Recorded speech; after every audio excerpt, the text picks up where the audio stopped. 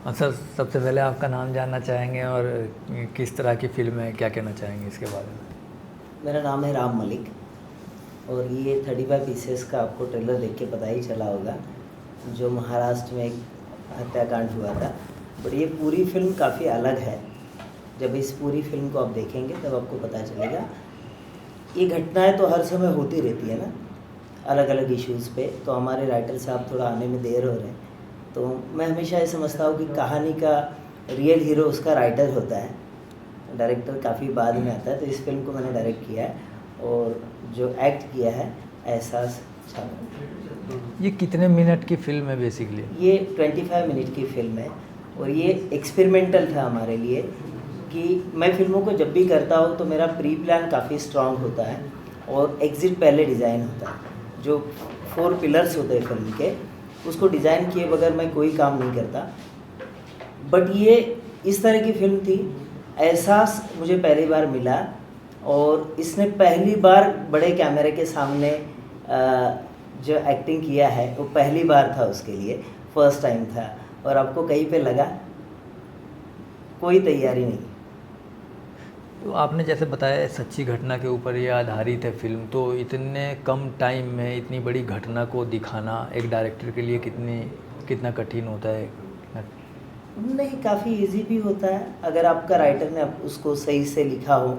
लेकिन ये इस लेवल पे था कि पूरा कहानी भी ऑन सेट लिखा गया, कोई प्री वर्क नहीं। और ये 22 सीन और एक गाना इसमें था और ये 2 दिन में था और हमने टारगेट लिया था कि 2 दिन में इसको पूरा शूट करना है।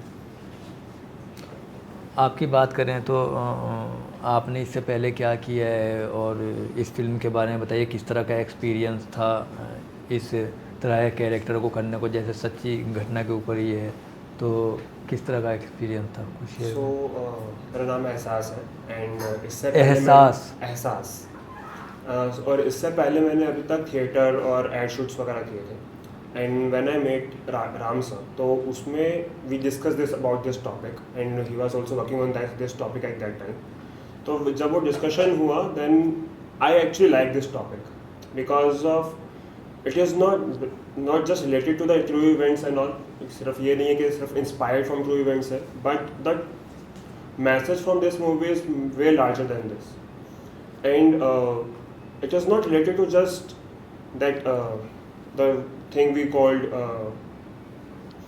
misconceptions or sacrifice and love and compassion. These all things are there and it's happy, and we also agree कि after an age maturity आने के बाद लोगों को liberty होना कंपल्सरी है और होनी भी चाहिए. Youngsters are okay to take their decisions, but while taking their decisions they should apply their mind, apply their psychology, what development they are required and what kind of changes are there in the society.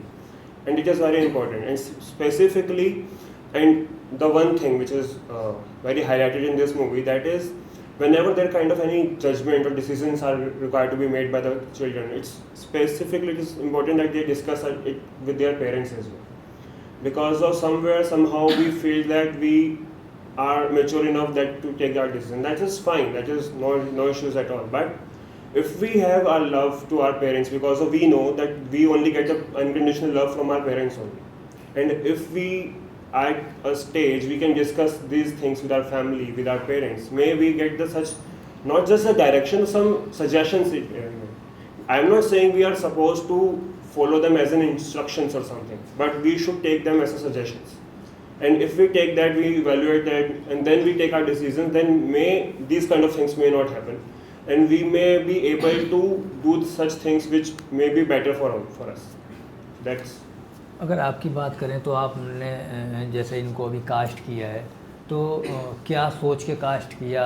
मतलब एक होता है ना, जैसे सच्ची घटना के ऊपर इनका कोई 2 दिन 3 दिन पहले या ऑडिशन लिया था, या एक एक्ट करने से पहले रिहर्सल करते हैं ना, वो कुछ ऐसा हुआ था?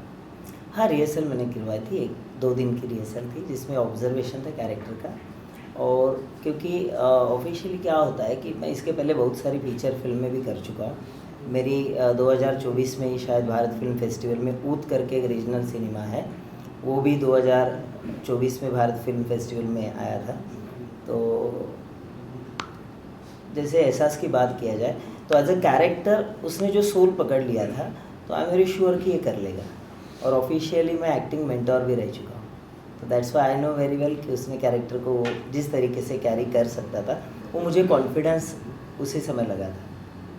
तो आपको डर नहीं लगता जैसे अभी सच्ची घटना के ऊपर इस तरह की घटनाएं हो जाती हैं, या जैसे एक रेप के ऊपर फिल्म बनती है तो कंट्रोवर्सीज हो जाती है, इस तरह का इशू उठाने से पहले कुछ सोचते हैं या डायरेक्टली चलो भाई करना है? फिल्म मेकिंग में आने से पहले अगर मैं हमेशा एक कहना चाहूँगा कि डर जिसके मन में है वो फिल्म मेकिंग में आए ही ना।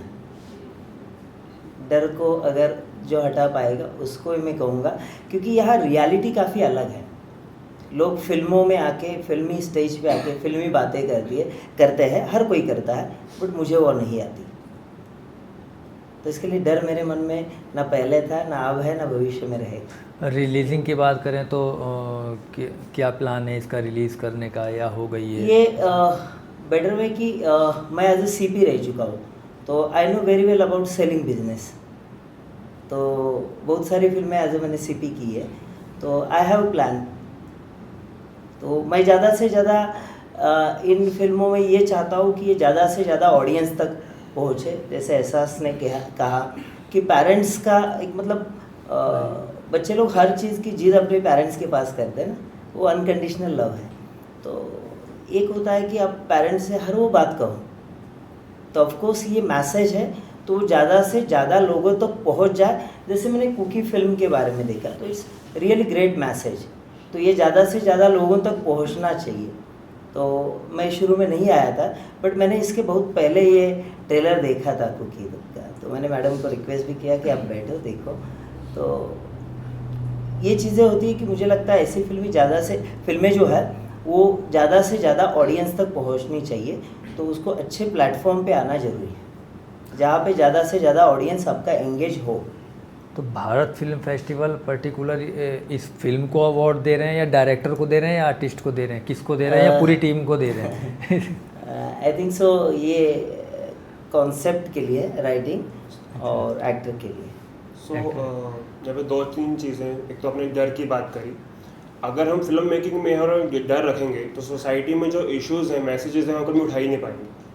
अगर वो डर हमारे मन में रहेगा तो इतनी चीज़ें जो हमारे आसपास हो रही हैं या डेवलपमेंट की जो ज़रूरत है, कि फिल्म मेकिंग में आना ही नहीं। जैसे मेरा कहने का मतलब कोई घटना के ऊपर आपने बनाई, किसी घटना के ऊपर फिल्म बनाई, अभी सर ने बताया, विक्रांत सर ने, कि दलित लड़की के साथ में कुछ होता है, फिर उसके ऊपर फिल्म बनती है, फिर जिस थिएटर में रिलीज़ होती है उस थिएटर को भी जला दिया जाता है। तो मेरा वो एक पूछने का मकसद था कि आदमी, अगर ये डर रहेगा ना, तो वो जो सोसाइटी में चेंजेस चाहिए, और फिल्म सिनेमा सिर्फ और सिर्फ आपको हंसाने के लिए, एंटरटेनमेंट के लिए नहीं होता, सोसाइटी में चेंजेस लाने के लिए भी। तो अगर मेरा वो वाला जो पिलर है, ये मेरा जो मोटिव अगर वो छूट रहा है, तो कहीं ना कहीं फिल्म मेकिंग सही से नहीं हो रही। एंड वो डर जब तक वो रहेगा तो वो मैसेज मैं कन्वे नहीं कर पाऊंगा। एंड इस मूवी के थ्रू यही कोशिश की गई that this message should be spread to all over world और to the maximum of the audience, so that they will be aware कि हाउ सोसाइटी हैज चेंजेस, तो ताकि वो मैसेज को भी पूरा वर्ल्ड में पहुंचा सके। सर, जैसा आपने बोला कि ये फिल्म रियल इंसिडेंट के ऊपर बेस्ड है, तो आपने इसकी R&D की थी, जो जिनके ऊपर ये हुआ था, तो जब स्क्रिप्ट लिखी थी, आपने डायरेक्ट की थी, तो आपने R&D किया था कि जो न्यूज़ में बातें थी उसके बेस पे? इसका क्लाइमैक्स काफ़ी अलग है। ओके, मतलब चेंजेस किया आपने? हाँ, इसका क्लाइमैक्स इतना अलग है कि ये लड़की सारी घटनाक्रम जो है ना ड्रीम में देखती है, और क्लाइमैक्स में अंत में क्या होता है ना, ये इसमें देखने वाली बड़ी बात है। इस फिल्म में लोग ट्रू स्टोरी बेस्ड बनाते हैं, ऑफकोर्स बनानी भी चाहिए, बट लोगों के जहन में वो चीज़ रजिस्टर होना भी ज़रूरी है। क्योंकि हम फिल्मों में अभी इंडियन सिनेमा का आप देखो, मैं बचपन में छोटा था तो मुझे याद है मेरे बाल इतने लंबे हुआ करते थे, फिर वो संजय दत्त वाली ड्रेस पहन के खलनायक बन के घूमता था कभी कभी, है ना, तो इतना असर होता था। फिर सलमान खान की आई थी तेरे नाम, तो मैंने वो तेरे नाम वाली हेयर स्टाइल बना के मेरे फ़ोटो खिंचवाए थे। तो मेरा फोटोग्राफी बैकग्राउंड भी था, इंडियन फोटोग्राफी के ग्रैंडफादर गिरीश मिस्त्री सर, उनका मैं स्टूडेंट रहा हूँ। तो ऑल ओवर इंडिया में मेरे 4500 स्टूडेंट्स है इन फोटोग्राफी, और एज अ DOP मेरी फिल्में आ चुकी है, ऑलरेडी रिलीज़ है। तो फिल्मों के लिए मेरा प्रेम है, डेडिकेशन रहा है। तो आई लव फिल्म्स। तो वो सारी चीज़ें जो आप कह रहे हैं, तो ऑफ कोर्स फिल्मों लास्टली के लिए R&D होना ज़रूरी है, और हर तरीके से होना ज़रूरी है, और आप क्या कन्वे करना चाहते हो और R&D से अगर वो लोगों के जहन में रजिस्टर ना हो पाए, तो फिर हमारा final end of the day जो मोटिव है वो हम अचीव नहीं कर पाए। लास्टली R&D भारत करता हूँ। लास्टली भारत फिल्म फेस्टिवल के बारे में क्या कहना चाहेंगे? विक्रांत सर के बारे में क्या कहना चाहेंगे? 2 वर्ड। काफ़ी रियलिटी बात यही कहना चाहूँगा कि सच में जिस तरीके से थोड़ी देर पहले जिनकी एक फिल्म के लिए चल रहा था, आई थिंक सो बावला फिल्म के लिए, तो उन्होंने काफ़ी अच्छी बात कही कि कोई भी करना चाहता है, फेस्टिवल रन करना चाहता है या मुंबई सिटी में आके बहुत कुछ चीज़ें करना चाहता है, लेकिन विक्रांत सर जो है, जो इस फेस्टिवल के साथ साथ सेव इंडियन सिनेमा का जो ये चला रहा है, ये काफ़ी बड़ी और अच्छी बात है।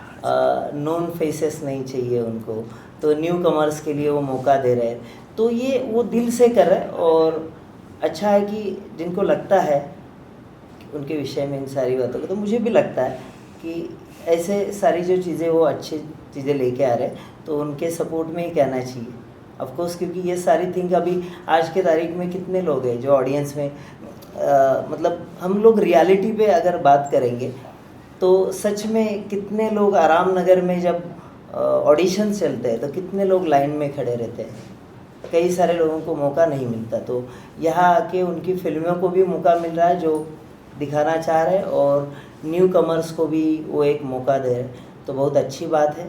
तो विक्रांत सर के लिए तो मैं तहे दिल से शुक्रिया कहूँगा कि थैंक यू सो मच, आप न्यू कमर्स के लिए इतना अच्छी चीज़ें कर रहे हैं। मैं तो एज ए बिजनेस पर्सपेक्टिव ही इस सिनेमा से जुड़ा हूँ, ऐसे नहीं कि बस आना था करना था ये चीज़।